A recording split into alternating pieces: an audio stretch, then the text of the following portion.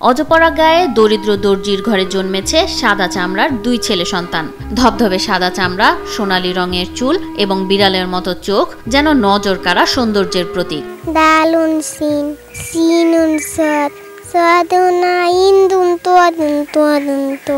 এত সৌন্দর্য নিয়েও খুশি নয় দুই ভাই।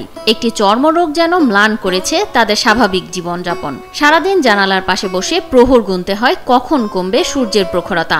একটু রোদে নামলে ভীষণ কষ্ট হয় দুই ভাইয়ের। সূর্যের আলোতে চামড়ায় লাল কালো দাগ পড়ে যায়, এমনকি চোখে দেখতেও বেগ পেতে হয় তাদের।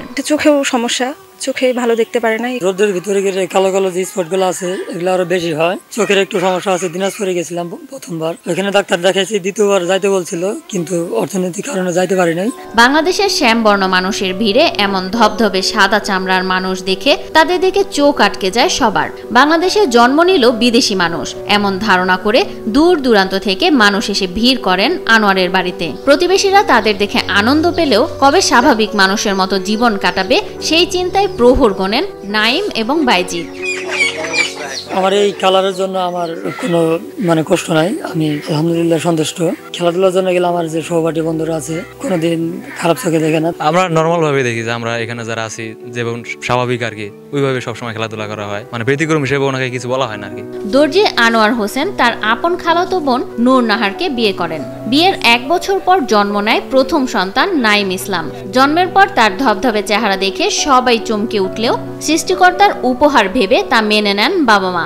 এরপর মেঝো সন্তান রাকিব ইসলাম শ্যামবর্ণ নিয়ে জন্মগ্রহণ করেন। তৃতীয় সন্তান বাইজিদ ইসলাম বড় ভাই নাইম ইসলামের মতো সাদা চামড়া নিয়ে জন্মগ্রহণ করেন। বিসমিল্লাহির রহমানির রহিম, আলহামদুলিল্লাহি রাব্বিল আলামিন, মালিক ইয়াউমিদ্দিন।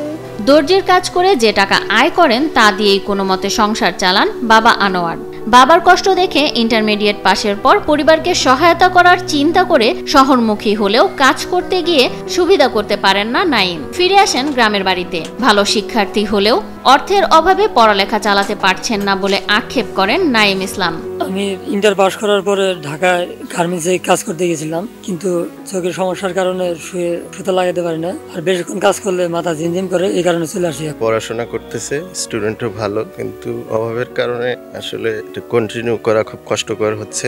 এদিকে নাইম এবং বাইজিদের চামড়ার রং ধবধবে সাদা হওয়ায় বাবা মা পাড়া প্রতিবেশীদের কোনো সমস্যা হচ্ছে না বলে জানান নাইমের মেজো ভাই রাকিব। আমি আমার মতো আর আমার দুই ভাই সাদা, এটা নিয়ে কোনো সমস্যা নাই। আমার পাড়া প্রতিবেশীরও কোনো সমস্যা নাই। একসাথে ঘোরাফেরা করি, খেলাধুলা করি, তার সাথে সবসময় আমরা ভালোভাবে মিশতেছি আর কি। চলাফেরা যেভাবে করার দরকার ওরা সেই স্বাধীনভাবে চলাফেরা করতে পারে। কেউ কোনোদিন বাঁকা চোখে দেখে না, স্কুলে যায়, মাস্টাররাও খুব আদর যত্ন করে। এদিকে লিকোডার্মা নামক চর্মরোগের কারণে নাইম এবং বাইজিদের চামড়ার রং এমন ধবধবে সাদা বলে জানান সাবেক civil surgeon doctor SM Aminul ইসলাম।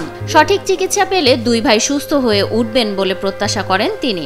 এরা জন্মগতভাবে হরমোন এর সমস্যার কারণে চর্মরোগে আক্রান্ত, যেটি লিকোডার্মা নামে পরিচিত।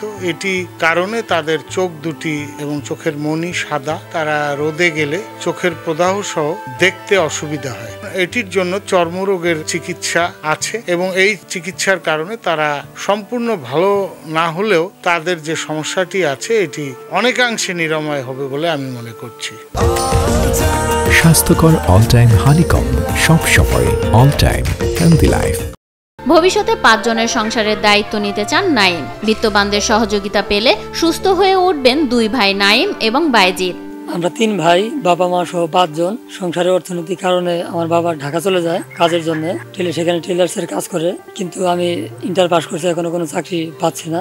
এই মুহূর্তে আমার চাকরিটা খুব প্রয়োজন। এই মুহূর্তের একটা উপার্জনের যদি ব্যবস্থা হতো তাহলে পরিবারকেও যেমন সাপোর্ট করতে পারতো, নিজের পড়াশোনাটাও চালিয়ে যেতে পারতো। এদের পরিবারটা আসলে অত সচ্ছল নয়। এই অসচ্ছলতার কারণে এরা ঠিক মতো ভাবে ডাক্তার দেখাতে পারছে না। দেশের বিত্তবান বা সচেতন হৃদয়বান মানুষ যদি এই পরিবারটির পাশে দাঁড়ায় তাহলে হয়তো তারা এই রোগের চিকিৎসাও করাতে পারবে, পাশাপাশি ও তার পড়াশোনাটাও চালিয়ে যেতে পারবে এবং পরিবারটিও হয়তো একসময় এই আর্থিক কষ্ট থেকে মুক্তি পাবে।